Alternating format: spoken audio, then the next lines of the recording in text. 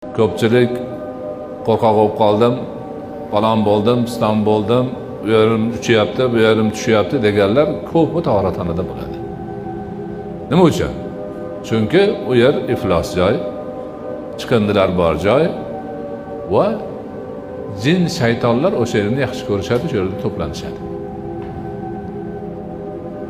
Shuning uchun tahoratxonaga kirayotganda Rasululloh akram alayhisolatu vassalom A'udhu bi kalimatillahi tammati minal xubusi val xabaisi deb kirganlar. Xubus degani erkak jinlar degani. Xabois degani urg'ochi jinlar degani. Bularni hammasidan Allohdan panoh tilayman deb chap oyog'ini oldin qo'yib kiradi. Bizda o'shanaqa poklanish kerak bo'lgan iflos boshqa ishlarga, boshqalarga chap taraf nima qilingan, tayin qilingan. Chap oyoq, chap qo'l, chap taraf o'shanaqa ko'ngilsiz narsalarga.